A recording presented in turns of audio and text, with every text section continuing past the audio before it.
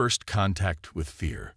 The void between stars held secrets that humanity had only begun to unravel.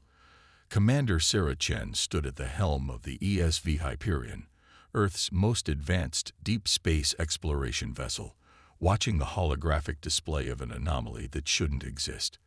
The signal pulsed with an otherworldly rhythm, unlike anything their sensors had encountered in a decade of pushing the boundaries of known space. Analysis complete, Commander. Lieutenant Park reported from his station, his fingers dancing across the neural interface. It's definitely artificial, but it doesn't match any known patterns in the Galactic database. Whatever's generating this isn't part of the Concordat. Sarah felt her heart rate quicken, a reminder of the elevated metabolism that marked her species as dangerous to much of the galaxy. Humans, with their redundant organs, dense muscle structure, and aggressive immune systems, were often viewed with a mixture of fear and fascination by the established spacefaring races. The Galactic Concordat had grudgingly accepted Earth's presence in the interstellar community, but restrictions on human expansion remained firmly in place. "Show me the signal pattern," she ordered, and the ship's AI complied immediately. The holographic display transformed into a complex waveform that writhed like a living thing. Each pulse seemed deliberately structured, carrying information in a way that tickled at the edge of comprehension. Dr. Elena Martinez, the ship's xenolinguist, leaned forward in her chair, her cybernetic eyes rapidly scanning the data. "This isn't just a distress call," she said, her voice tight with excitement. "It's a message specifically encoded for human detection. Look at the carrier wave. It's perfectly aligned with human auditory processing patterns." The revelation sent a chill down Sarah's spine. In the decades since first contact, most alien species had gone out of their way to avoid direct communication with humans. Their planet's high gravity, volatile weather, and aggressive ecosystem had produced a species that most of the galaxy considered too unpredictable to trust. "They're looking for us specifically," Sarah murmured. "But why?" The answer came in the form of another signal burst, this one carrying visual data. The holographic display flickered and resolved into an image that made several bridge crew members gasp. A massive structure, organic in appearance yet clearly artificial, drifted in the void. Its surface rippled with colors that shouldn't exist in normal space, and massive wounds in its hull leaked what looked like liquid starlight. "Life signs?" Sarah demanded. "Thousands," confirmed Dr. Yuki Tanaka from the medical station. "But they're unlike anything in our database. Their biological signatures are shifting, almost like they're not fully anchored in our dimension." Before Sarah could respond, the signal changed again. This time, words formed in the air, translated by the ship's AI. "To the children of Earth, the Deathworld warriors. We are the Lumini, and we need your strength. The Void Hunters have found us, and we cannot fight what we cannot touch. You alone have the capacity to face what comes. Please, we have watched your kind from afar, seen how you protect even those who fear you. Help us." Sarah felt the weight of command settle onto her shoulders. The Hyperion was an exploration vessel, not a warship, though like all human ships, it carried defensive capabilities that would make most Concordat species uncomfortable. Standard protocol demanded they report this to Earth Command and wait for instructions. But the signal was weakening. "Plot a course to the source," Sarah ordered, her decision made. "And get me a channel to Earth Command. They can either support us or try to stop us, but I won't let someone die because the galaxy is afraid of what we are."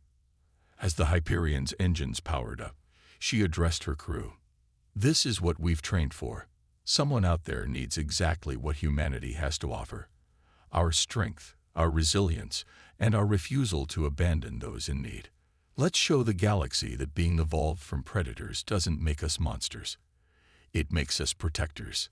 The ship accelerated into FTL, carrying its human crew toward an encounter that would reshape the galaxy's understanding of what it meant to be a Deathworlder. Behind them, the signal continued its haunting pulse, a reminder that sometimes the most feared species in the galaxy might also be its best hope for salvation. The Hyperion's journey through hyperspace was marked by an eerie silence, broken only by the constant analysis of the weakening distress signal. The crew worked with the focused intensity that humans reserve for emergencies, their bodies automatically producing the stress hormones and enhanced alertness that had helped their species survive countless crises on Earth. As they approached the coordinates, Dr. Martinez made another breakthrough. "Commander," she called out, her cybernetic eyes glowing with increased processing activity. "I've decoded more of the message. The Lumini. They're not just reaching out to us for help. They're offering us something in return. Knowledge of technologies the Concordat has been keeping from us. They say we've earned the right to it, through our actions rather than our nature." Sarah nodded grimly. It was an open secret that humanity had been deliberately kept from accessing certain advanced technologies, out of fear of what they might do with them. The Concordat claimed it was for everyone's safety, but the restrictions had become increasingly difficult to justify as humans repeatedly used their dangerous capabilities to assist other species in crisis. Preparing to exit FTL, Lieutenant Park announced. "Sensors are detecting multiple energy signatures ahead. We're not going to be alone out there." Sarah straightened in her command chair, feeling the familiar surge of adrenaline that her ancestors had once used to face down predators on the African savanna. "Battle stations," she ordered quietly. "Whatever we find out there, we show them exactly what it means to be human. Not through violence, but through the strength to protect those who cannot protect themselves." The Hyperion emerged from hyperspace into a scene that would be forever etched into the memory of every crew member. The massive structure they had seen in the transmission hung in space before them, its wounded hull still leaking stellar matter. But now they could see the attackers, sleek, predatory ships that seemed to absorb light rather than reflect it, their forms suggesting a technology far beyond anything the Concordat had revealed to humanity. "The Void Hunters," Sarah whispered, understanding now why the Lumini had called for human help. These beings weren't just pirates or raiders. They were something that existed at the edge of known physics, their ships moving in ways that defied conventional spacetime. But humanity had evolved to face threats that seemed impossible. It was time to prove that being dangerous wasn't the same as being destructive. "Open a channel to the Lumini," Sarah commanded. "Tell them the Deathworlders have arrived, and we're ready to show the galaxy exactly what that means. The strength in our scars." The Hyperion's first contact with the Lumini defied every protocol in the manual. As the ship approached the wounded structure, streams of light poured from its airlocks. Not escape pods, but the Lumini themselves. They were beings of pure energy, their forms constantly shifting between states of matter that human science hadn't even classified yet. "Fascinating," Dr. Tanaka breathed, watching the medical readings. "They're not just energy beings, they're living quantum wave functions. No wonder the Concordat kept them hidden from us." The Lumini representative that materialized on the Hyperion's bridge was a symphony of light and motion, its voice resonating directly in their minds. "Children of Earth, you came. We feared you would not." Sarah stood from her command chair, her stance deliberately non-threatening despite her species' inherent intimidating presence. "We'll always come for those who need help, but we need to understand what we're facing. What are these Void Hunters?" The Lumini's form flickered with what the crew would later learn was their expression of deep fear. "They are the reason the Concordat fears species like yours. Long ago, there were many Deathworld species in the galaxy. The Void Hunters destroyed them all, claiming they were too dangerous to exist. We thought they were gone, but they've returned, and now they hunt us for harboring knowledge of the old ways." "The old ways?" Dr. Martinez asked, her cybernetic eyes recording every fluctuation in the Lumini's energy pattern.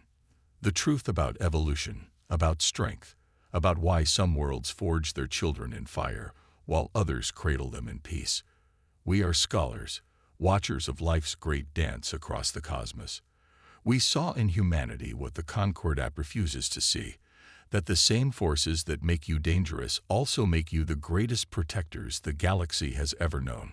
The ship shuddered as another attack from the Void Hunters began. Their weapons seemed to ignore conventional shields, passing through advanced barriers like they weren't even there. But they hadn't counted on human ingenuity. Lieutenant Park's fingers flew across his console.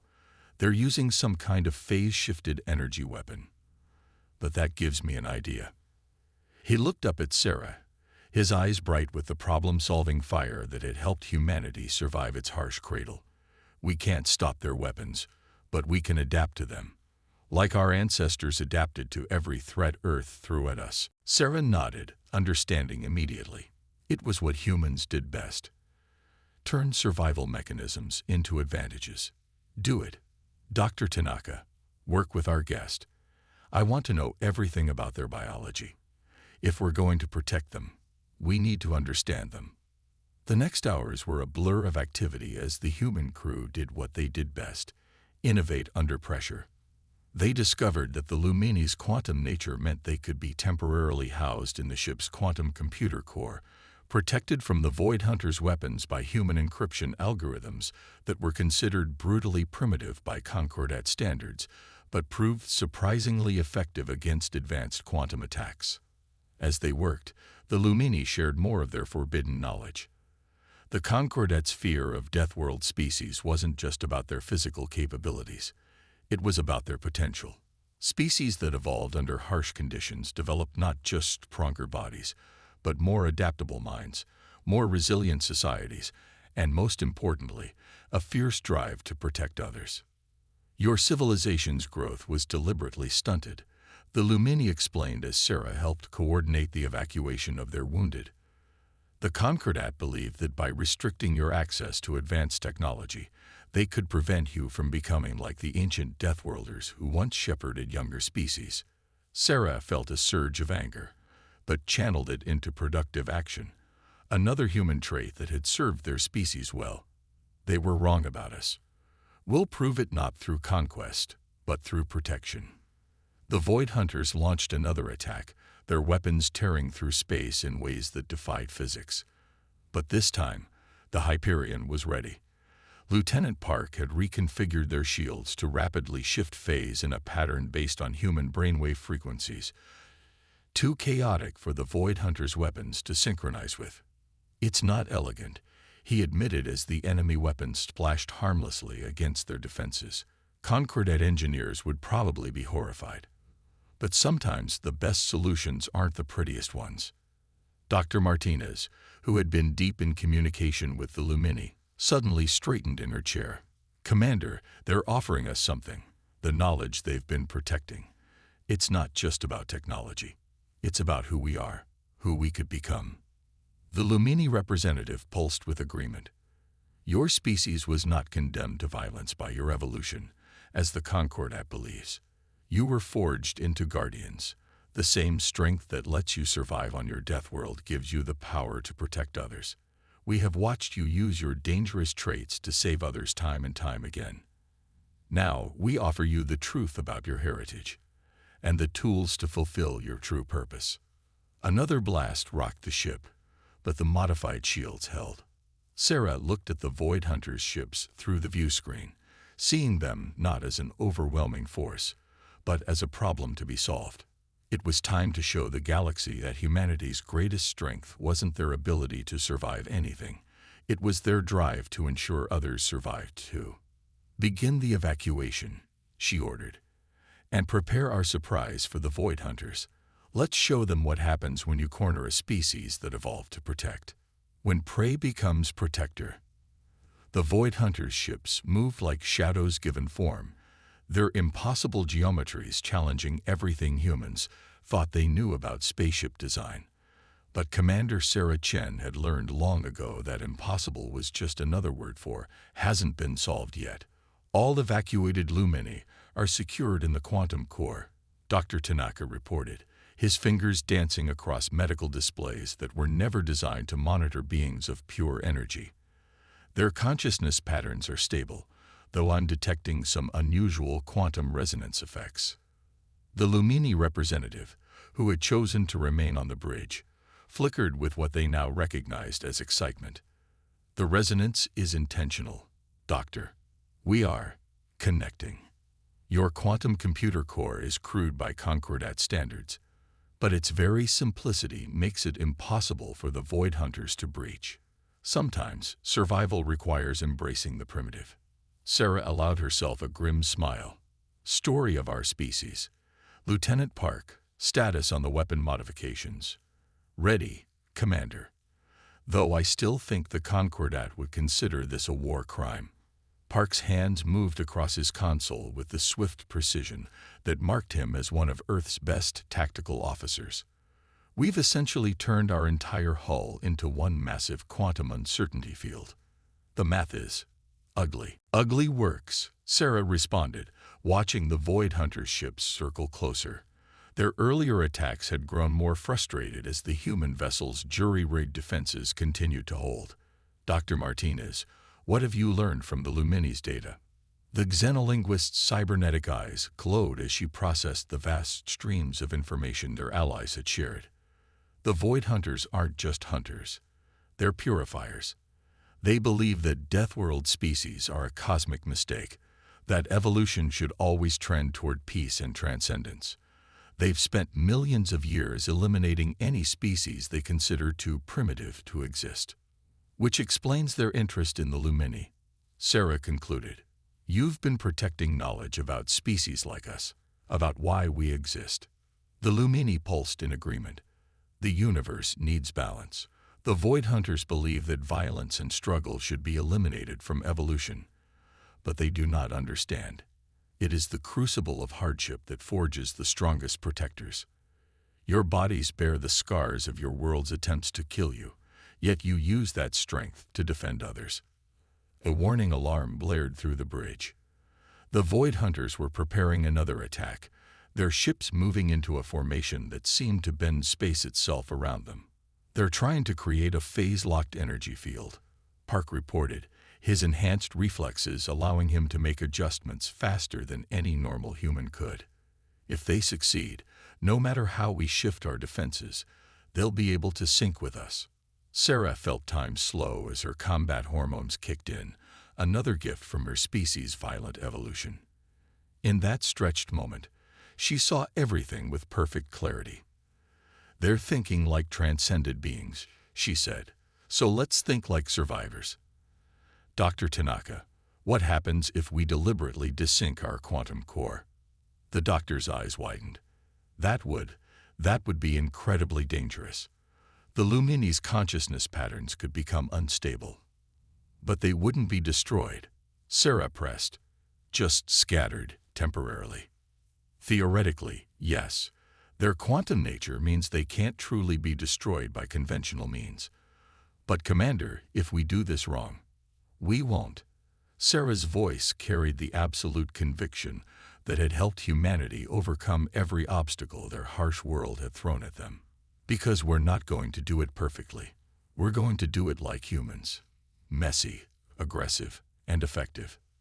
She turned to the Lumini representative. We need your help.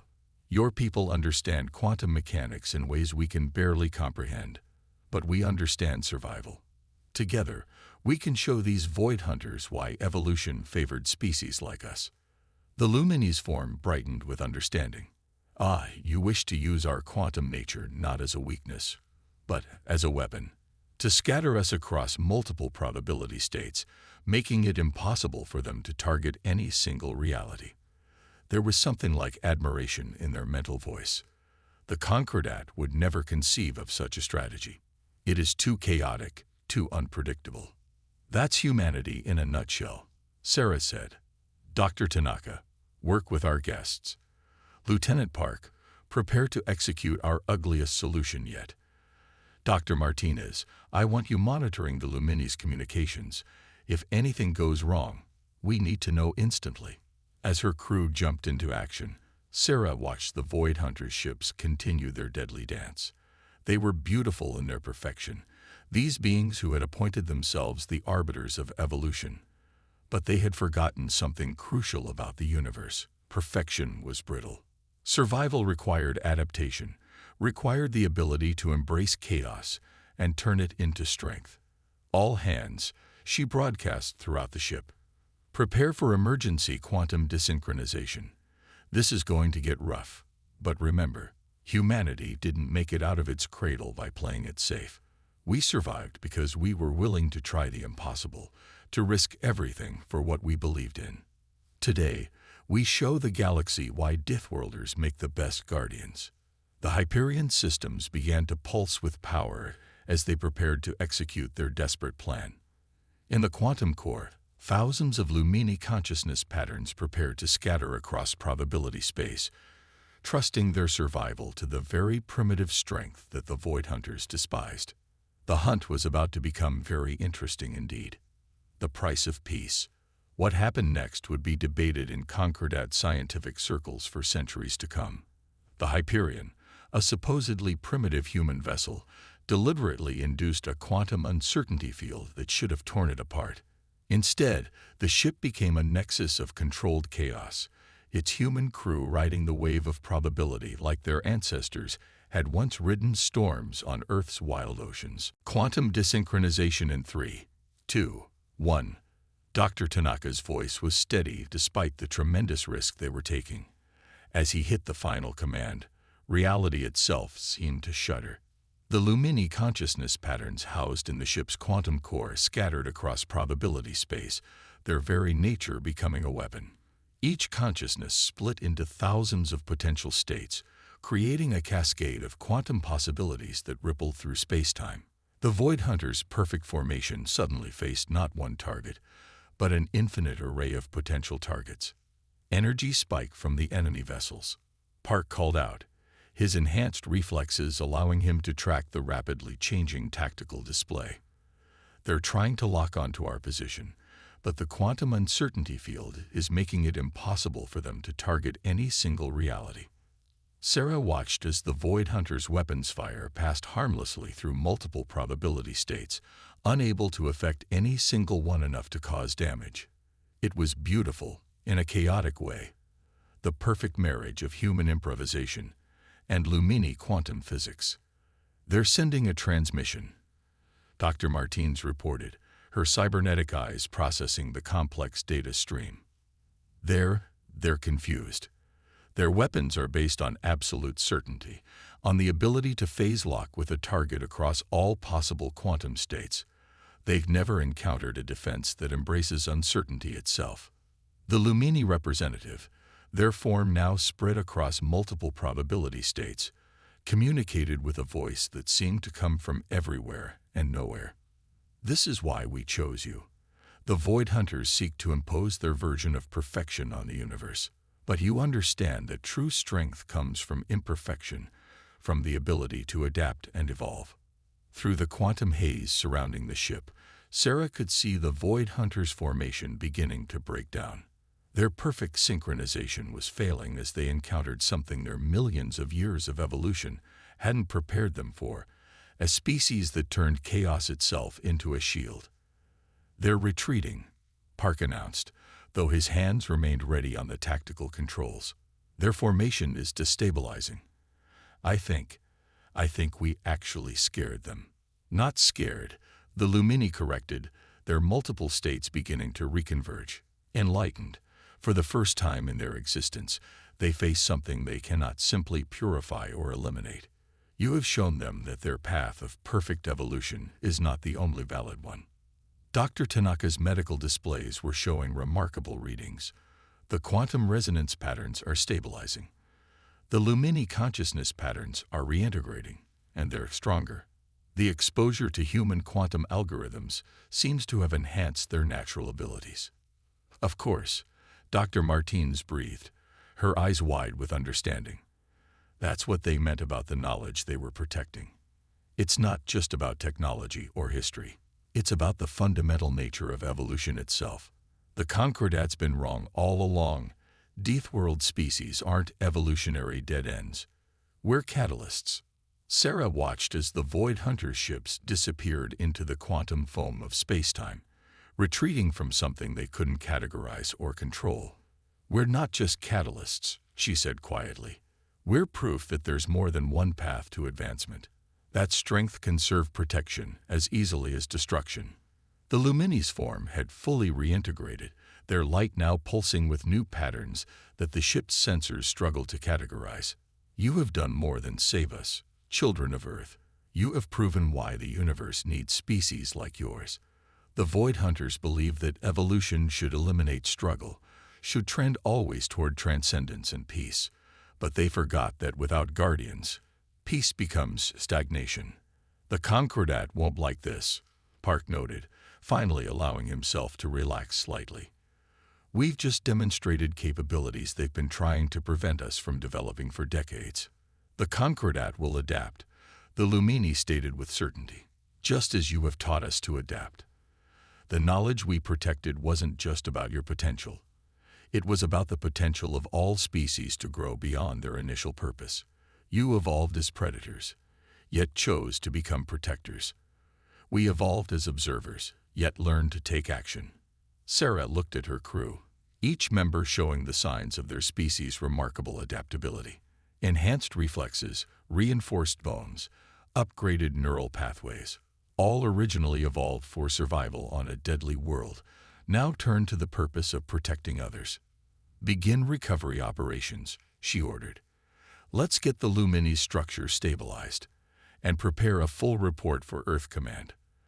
The galaxy's about to change, and humanity needs to be ready for its new role. As her crew moved to their tasks with the efficient grace of natural predators turned guardians, Sarah reflected on the price of peace. Sometimes it wasn't paid in blood or war, but in the willingness to challenge fundamental assumptions about the nature of existence itself. Humanity had just shown the galaxy that being dangerous didn't make them destructive. It made them the perfect defenders of a universe that needed both chaos and order to thrive. Legacy of the Deathworlders. 3 months after the encounter with the Void Hunters, Commander Sarah Chen stood before the Galactic Concordat's High Council. The vast chamber, designed to accommodate species from across the known galaxy, hummed with tension. Representatives from 1,000 worlds watched as a human, a supposed primitive from a death world, prepared to address them. The Lumini representative floated beside her, their form now incorporating patterns that human quantum physics had helped unlock.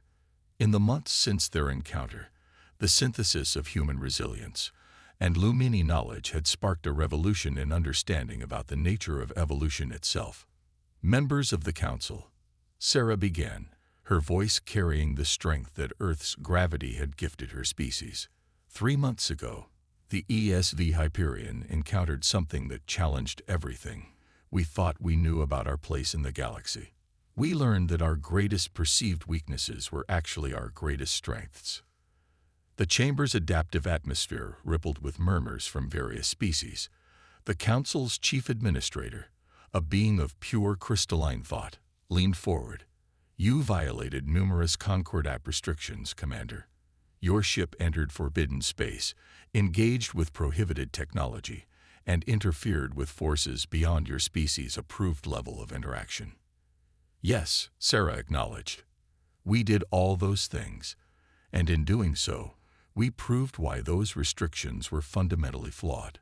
The Void Hunters weren't defeated by advanced technology or superior numbers. They were defeated by the very traits that made the Concordat fear us: our ability to adapt, to improvise, to turn chaos itself into a defense.